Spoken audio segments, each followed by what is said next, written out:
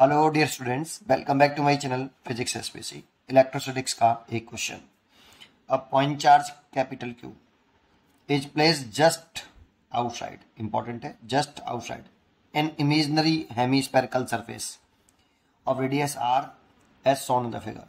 Which of the following statement is or are, मतलब एक या एक से अधिक चॉइस करेक्ट हो सकती है। ठीक है, चार चॉइस तरह की। The total flux through the curve surface and flat surface is Q upon epsilon not. फिर दूसरी, फिर तीसरी, फिर चौथी, फिर एक एक करके पढ़ते हैं। सबसे पहले हम डी वाली चॉइस को देख रहे हैं। The electric flux passing through the curve surface of the hemisphere equal to इतना। ठीक है, तो देखो इसको समझते हैं।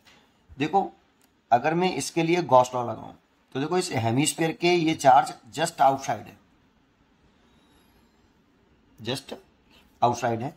तो अगर हम टोटल फ्लक्स लिखें, total flux passing through the hemisphere,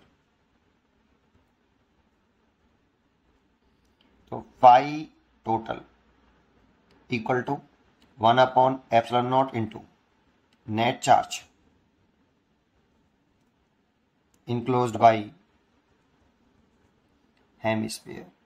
अंदर वाला चार्ज लिखते हैं ना, इनसाइड वाला हेमिस्फीयर। तो यहाँ पे नेट चार्ज लिखना है जो हेमिस्फीयर के अंदर हो। तो हेमिस्फीयर के अंदर तो कोई चार्ज ही नहीं है, तो नेट चार्ज 0 है, इसीलिए टोटल फ्लक्स बाई हेमिस्फीयर 0। पूरे हेमिस्फीयर से जो टोटल फ्लक्स आया वो 0 आया। अब इस हेमिस्फेरिकल सरफेस को दो पार्ट में हम तोड़ सकते हैं, एक तो फ्लैट सरफेस ये वाला और एक कर्व सरफेस ये वाला। इसीलिए इस टोटल फ्लक्स को हमने दो पार्ट में डिवाइड कर लिया। हेमिस्फीयर को हमने दो पार्ट में डिवाइड किया है, एक फ्लैट सरफेस और एक कर्व्ड सरफेस।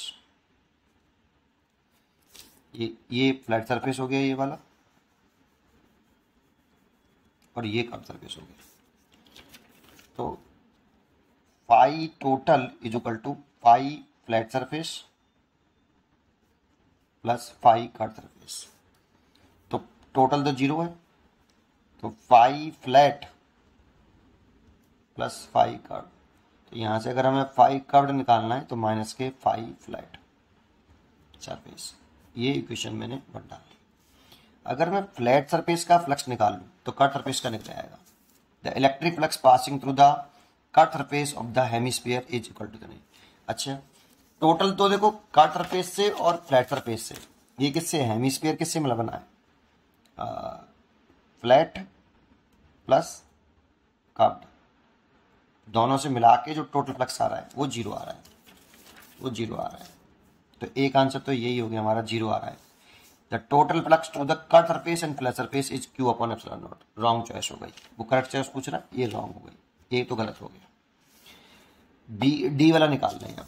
तो डी वाला कैसे निकालें अब, तो देखो सबसे पहले हम फ्लैट सरफेस से इलेक्ट्रिक फ्लक्स निकाल लें। तो देखो इसका डायग्राम बना लेते हैं कुछ इस तरह से कि ये आपका फ्लैट सरफेस हो गया, ये फ्लैट सरफेस हो गया आपका, और चार्ज जस्ट आउटसाइड है, तो ये इसकी आध दूरी पे ही मान लेते हैं। यहाँ एक चार्ज रखा है, जस्ट आउटसाइड है, तो उसको आर डिस्टेंस पर ही मैंने कंसिडर कर लिया है। ठीक है, ये क्यू चार्ज रखा है इस फ्लैट सरफेस से आर डिस्टेंस पर, आपका कैपिटल क्यू चार्ज रखा है। अब इस फ्लैट सरफेस से कितना इलेक्ट्रिक फ्लक्स पास हो रहा है, अगर इसको कैलकुलेट करना चाहें तो इसमें इसको इस तरह से मिलाएंगे यहां पर, तो ये सेमी वर्टेक्स एंगल हो गया, दैट मीन्स प्लेन एंगल हो गया, अल्फा लेट कर लेता हूं। और इसके हर एक कॉर्नर को अगर हम मिलाएंगे ना यहाँ, तो एक कॉन बन जाएगा बेटा। एवरी पॉइंट को मिलाएंगे ना इससे, तो एक कॉन बनेगा, है ना, ऐसे। दैट मीन्स इस पूरे फ्लैट सरफेस के एरिया द्वारा इस जगह पे जो सॉलिड एंगल बनना है, सॉलिड एंगल 3D एंगल होता है, ये मान लिया मैंने, ये सॉलिड एंगल है जो कि इस फ्लैट सरफेस के एरिया द्वारा बना है, और ये प्लेन एंगल है, सेमी वर्टेक्स एंगल है, alpha plane angle, solid angle. अब इसमें जो रिलेशन होता है ना इन दोनों में, इसको ड्राइव भी कर सकते हैं। इसका रिलेशन हमें डायरेक्टली लर्न होना चाहिए कि जो सॉलिड एंगल है is equal to 2π1 minus cos alpha होता है। एक तो हमें ये लर्न होना चाहिए डायरेक्टली, ये सॉलिड एंगल और ये सेमी वर्टेक्स एंगल, ध्यान रखना सेमी वर्टेक्स एंगल, इस डायग्राम के साथ ये याद होना चाहिए। एक दूसरा, अब इसमें ये पता करना है कि इससे कितना फ्लक्स पास हो रहा है ना। तो एक बात आइए मेरे को, अगर मैं इसको छोड़ दूं थोड़ी देर के लिए, अगर ये कोई क्यू चार्ज है और मैं कोई सा भी शेप का एक क्लोज सरफेस ना लूं, ये कोई किसी भी शेप का क्लोज सरफेस ना लूं, क्लोज सरफेस, इसके द्वारा इनसाइड, इसके एंटायर एरिया द्वारा इनसाइड एवरी पॉइंट पर कितना सॉलिड एंगल बनता है, इस क्लोज सरफेस के एंटायर एरिया द्वारा इनसाइड किसी पॉइंट पर कितना सॉलिड एंगल बनता है, तो ऑलवेज 4π स्टेरेडियन बनता है, जो किसी भी शेप का हो। ठीक है, ये बात हमें पता होनी चाहिए। ये तो इस पूरे क्लोज सरफेस से कितना इलेक्ट्रिक फ्लक्स, इस पूरे क्लोज सरफेस से कितना इलेक्ट्रिक फ्लक्स, तो इस पूरे क्लोज सरफेस से अगर मैं इलेक्ट्रिक फ्लक्स निकालूं, अगर इसके इनसाइड क्यू चार्ज रखा है तो लिखूंगा मैं Q अपॉन एप्सिलॉन नॉट, इतना इलेक्ट्रिक फ्लक्स पास हो रहा है। लेकिन ये एंटायर एरिया, सरफेस एरिया इस क्लोज सरफेस का कितना सॉलिड एंगल बना रहा है सेंटर पर, तो 4π स्टेरेडियन बना रहा है। तो जब 4π स्टेरेडियन सॉलिड एंगल बनाता है तो इतना इलेक्ट्रिक फ्लक्स पास हो रहा है, ये सॉलिड एंगल है। ठीक है, जब ये एंटायर सरफेस एरिया इनसाइड इस वाले पॉइंट पर जो सॉलिड एंगल बनाएगा वो 4π स्टेरेडियन बनाएगा, और इसी क्लोज सरफेस से पास होने वाला, एंटायर एरिया से पास होने वाला इलेक्ट्रिक फ्लक्स अगर इसमें गॉस लॉ लगाएं तो Q अपॉन एप्सिलॉन नॉट होगा। तो 4π स्टेरेडियन जब बनता है, पूरा एरिया इतना एंगल बना रहा है, तो इससे इतना एंगल इलेक्ट्रिक फ्लक्स पास हो रहा है, तो एक स्टेरेडियन से कितना होगा इलेक्ट्रिक फ्लक्स, तो Q अपॉन 4π एप्सिलॉन नॉट, ऐसे लिख सकते हैं हम इसको, बिल्कुल लिख सकते हैं। और अगर मैं तुमसे पूछूं कि इतने सॉलिड एंगल द्वारा, जब एक से निकले आया तो इतने सॉलिड एंगल के द्वारा कितना फ्लक्स लिंक करेगा, अगर वो निकालना चाहें तो हम लिखेंगे कि 5 स्टेरेडियन, ये सॉलिड एंगल, इतने से कितना फ्लक्स पास होगा, तो इतने से पास होगा Q अपॉन 4π, एक से इतना है तो Q इससे इतना हो जाएगा Q upon 4π epsilon naught into solid angle, इतना फ्लक्स पास होगा। तो एक बात बताइए, इससे कितना इलेक्ट्रिक फ्लक्स पास होगा, ये निकालना है तो कैसे निकालें, इसी फॉर्मूले को यूज कर लो। देखो ये कितने सॉलिड एंगल से पास होने वाला इलेक्ट्रिक फ्लक्स है, इतने सॉलिड एंगल से, तो इसीलिए इलेक्ट्रिक फ्लक्स पासिंग थ्रू, क्योंकि ये एरिया, ये वाला एरिया जो फ्लैट सरफेस का एरिया है, इस जगह पर सॉलिड एंगल बना रहा है इतना, तो इसी एरिया से पास होने वाला इलेक्ट्रिक फ्लक्स निकालना है जो इतना सॉलिड एंगल बना रहा है। तो electric flux passing through the flat surface, flat surface, phi flat is equal to Q over 4π epsilon naught into इसकी जगह पे, सॉलिड एंगल की जगह पे ये वाला एंगल पुट कर दूं, 2π1 माइनस कॉस अल्फा। अब बस केवल हमें क्या निकालना है, कॉस अल्फा निकालना है। तो देखो कॉस अल्फा ये प्लेन एंगल है, दैट मीन्स ये वाला एंगल है बेटा, ये, और ये रेडियस अगर इसकी r है तो ये रेडियस भी इसकी r होगी। देखो अगर रेडियस ये r है तो ये वाली कितनी है, रेडियस r ही है। तो सोचो अगर मैं इसको इससे मिला दिया है तो ये r, तो पाइथागोरस लगाऊं इसमें तो ये r√2 आएगा। और कॉस अल्फा निकाल लूँ इस ट्राइंगल में, मैं कॉस अल्फा इस वाले ट्राइंगल में, तो बेस बटे hypotenuse, that means r upon r/√2। तो r से तो r कैंसिल हो गए, तो कॉस अल्फा की वैल्यू आ गई 1/√2। देखो 2π से ये कट गया 2 बार, तो Q upon 2 epsilon naught 1 minus 1/√2, इतना फ्लैट सरफेस से इलेक्ट्रिक फ्लक्स पास हो रहा है बेटा, इतना फ्लैट सरफेस से इलेक्ट्रिक फ्लक्स पास हो रहा है। ठीक है, ये समझ में आया होगा मेरे को, है ना, तुम्हें भी समझ में आया होगा। वैसे एक्चुअल में फॉर्मूला बना सकते थे आप, 2π से 2π कट के ये फ्लैट सरफेस से पास होने वाला इलेक्ट्रिक फ्लक्स होगा। डायग्राम को ध्यान रखिए। अब फ्लैट सरफेस से इतना पास हो रहा है, लेकिन हमें निकालना है कट सरफेस से, तो from equation first, phi curve surface is equal to minus के फाई फ्लैट सरफेस, और फ्लैट सरफेस से ये निकाला है तो कर्व सरफेस से कितना हो गया, माइनस के q upon 2 epsilon naught 1 minus 1 upon root 2। इतना कर्व सरफेस से इलेक्ट्रिक फ्लक्स पास हुआ। तो चेक कर लेते हैं कि इतना ही आ रहा है या नहीं आ रहा है। अगर इसका आपको डेरिवेशन देखना है कि कैसे आया, तो शायद मैं इसके आगे वीडियो एक बनाऊं कि सॉलिड एंगल और प्लेन एंगल में ये रिलेशन कैसे फाइंड आउट हुआ, और बाकी का तो मैंने आपको पूरा यहाँ पे समझाया ही है। ठीक है, तो इसीलिए देखो इसका आंसर हो गया D is correct choice. The electric flux passing through the curve surface is hemisphere minus के क्यू अपॉन 2 एप्सिलॉन नॉट, यही आ रहा है 1 माइनस के 1 अपॉन रूट 2। उम्मीद करता हूँ कि ये वाला पार्ट आपको बहुत अच्छी तरीके से समझ में आया होगा। अब इसके बाकी के पार्ट्स पर ध्यान देते हैं। अगर हम इसके बाकी के पार्ट्स पर ध्यान दें तो ये करेक्ट चॉइस है इसकी। पहले मैं इसका ये वाला पार्ट ले लेता हूँ। The component of the electric field normal to the flat surface, electric field का कंपोनेंट जो नॉर्मल हो, परपेंडिकुलर हो फ्लैट सरफेस के, is constant over the surface. Check कर लेते हैं।